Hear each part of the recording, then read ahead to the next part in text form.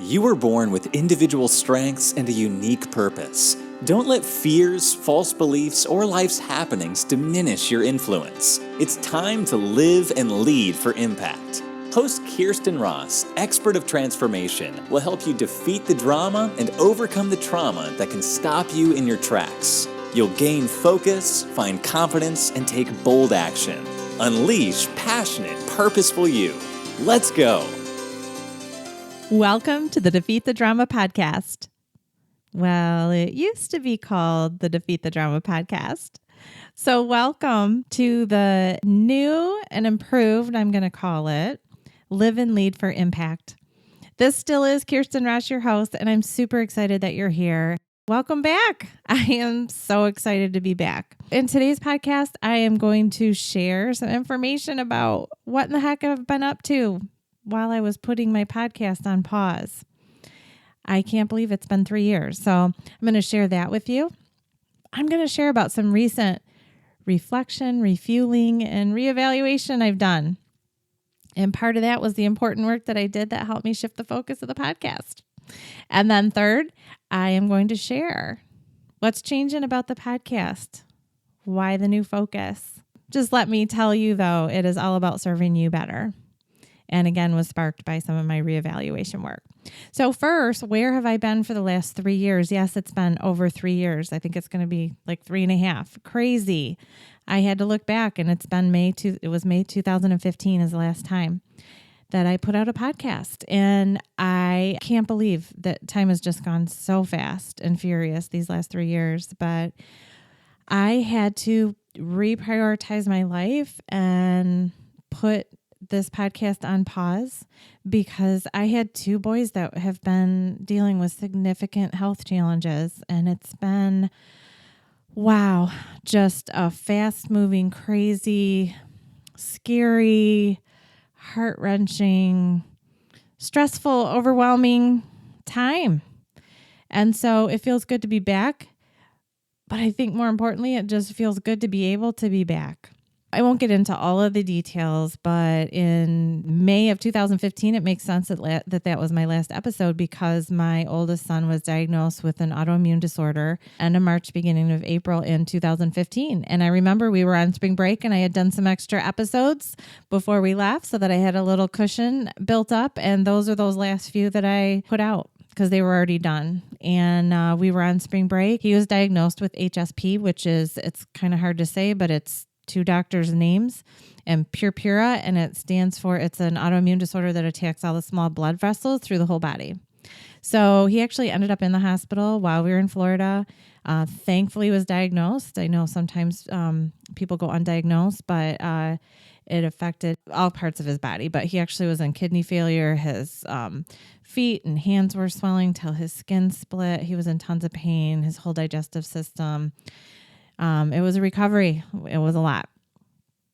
Meanwhile, at the same time, my other son already had an autoimmune disorder and hadn't been diagnosed yet. So while my oldest son was diagnosed immediately, my other son actually started being sick January of that same year, but he wasn't diagnosed for over a year or about a year. So that was a battle just getting him diagnosed. So his was called PANS, Pediatric Acute Onset Neuropsychiatric Syndrome. And I'm kind of telling you the names of these, not to kind of go and belabor the point or anything, but I've started doing some advocacy work. And I'm going to share about that in a minute. But so Pediatric Acute Onset Neuropsychiatric Syndrome, the CDC says about 1 in 200 kids will be impacted by either PANS or PANDAS, and they're horrendous autoimmune disorders that create inflammation in the brain.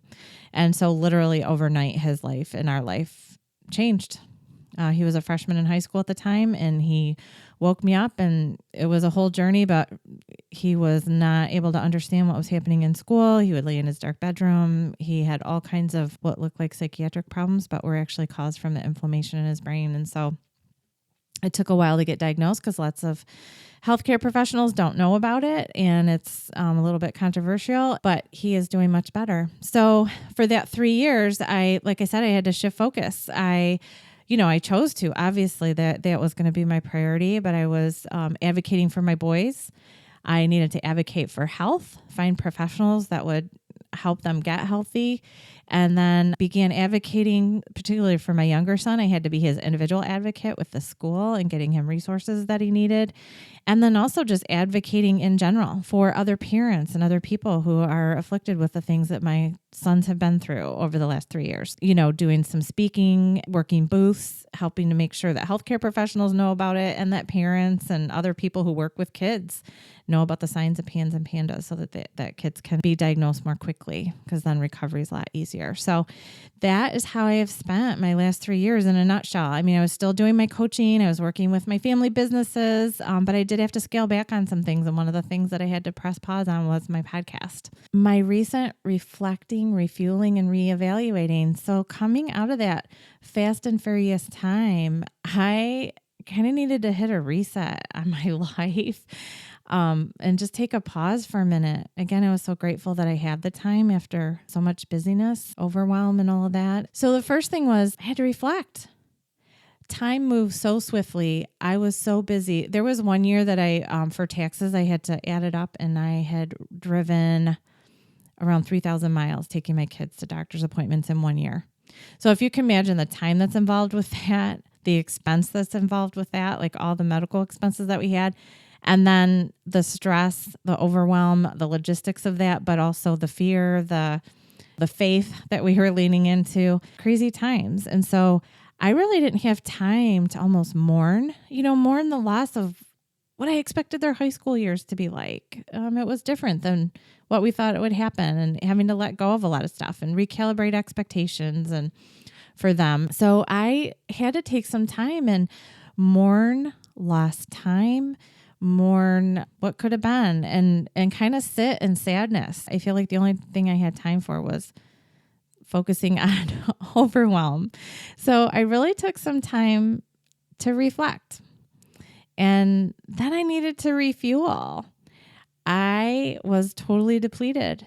And so I really took this last summer and just said, this is going to be my summer of self-care. I am going to focus on me. And so I spent as much time as I could in nature and just being quiet. I don't know about you, but I always have my work, which I love, and all the kids' activities. And then I always had special projects is what I call them, but kind of the extra work, whether it was in my personal life or my business life, special projects, writing a book or, doing another something. I backed off of all of that too and took actual time off. It was actually the first time, the only other time in my life that I actually took time off like this was for my honeymoon. And it was a week and we were in Mexico and we didn't take our technology. So beyond that, I always celebrate the fact that I can do my work from anywhere. And so take advantage of that. And there's pros and cons to that. I'm a proponent of self-care. You got to do it. And kind of life forced me into it. But I will tell you, do your self-care. Make yourself a priority before you get totally depleted if you're not already engaging in self-care. I was meditating, I was stretching, I was paddleboarding, and like I said, spending time in nature as much as I could. And during that time, I started to, after my quiet time and after I had rejuvenated, refueled myself a little bit with some good food and downtime, then I started reevaluating. And I had to look at a few different areas, and I looked at my team, my time, and my targets. And so for me, when I say team, my team, this was my relationships. Of course, as a leadership coach, I'm always helping people through their challenging times as clients. And that's great. I love what I do. But in my personal life, I tend to do that as well. And all the way back to high school where, I was dubbed the Ann Landers of the high school, which I know I'm dating myself. But I was always encouraging people, motivating. I had motivational quotes all over my bedroom. And so all the way back up until today, I've just been someone who is always encouraging and checking in on others. And, we had just come through this really, really difficult time, and I felt really, really isolated. I felt like I didn't have many people checking in on me.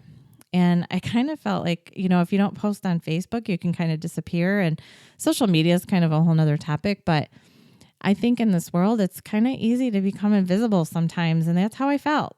It's hard not to devalue yourself when you're feeling that way. So again, that was part of my reevaluation process. I don't think it meant that I'm not of value, because I know I'm a really great friend and, again, there for others. But I just needed to find some more symbiotic relationships, I think. So I really had to reevaluate, who is on Team Kirsten? Who's there to help support and encourage me, because I need some of that too. Now, granted, I will admit, I am someone, I tend to kind of portray myself as got it all together. I am a really positive person, and I try to spend most of my life there. Like, everything's great, and I don't like to whine or complain and or talk about things that aren't going well. But at the same, so I'll take part of that. Like, maybe people just always think like, oh, Kirsten's got it. But the truth is, during that period, I kind of started saying there's steeper mountains, and this one has been mine. And it was a time when our entire life was logistically and mentally, emotionally and financially, and just in every way, shape, or form, our lives were being impacted by what we went through over the last 3 years. We had a few people in our lives, but to feel like a majority of the time we were kind of in it by ourselves, just the emotion of that, just feeling isolated and sad about the lack of relationship, and feeling like people weren't understanding what we were going through. And it was the stuff that they were going through wasn't necessarily stuff to post in social media a lot. So while you might watch someone else with a broken arm, and people are railing around them and bringing them casseroles and setting up meal trains and all that kind of stuff, I would have loved that. But, it wasn't really stuff to post on social media either. And so anyway, really went through an evaluative process about my relationships and building a team, Kirsten. And it includes some people who are helping me with my health, helping me be, the best me, some great friendships, and continuing with some great colleagues that I have in my professional life as well. So that was part of the evaluation process that I went through. And then my time, how was I going to spend my time? And as I did that, as I thought about how I'm spending my time, I realized that I've really, over those 3 years, I kind of modified who I was a little bit, or how I was spending my time. I was doing all this advocacy work and a lot of stuff that I consider kind of on the personal side of my life versus professional. And I started to feel very fragmented. And that kind of stopped me in my tracks. Who am I? I'm doing all this advocacy work. I'm speaking on these very personal topics. And then I'm showing up to a different event as this, leadership coach, this business professional who, is helping people through their life challenges, and I was always positive. So I really had to evaluate, am I going to continue spending my time in these two areas? And then what are my true targets, and how do I define myself? Because I couldn't keep feeling fragmented. I'd kind of almost scream out, like, who am I and who do I want to be? And what's the message that I want to share with others? And I really realized, and I had the help of a great friend, Anne, who is a coach, and so grateful that very quickly she was able to help me clarify some things. But I ultimately am helping people in their life and in their work. And every time actually that I'm kind of starting to shift in the change in the podcast, but I'm not just helping people in their work.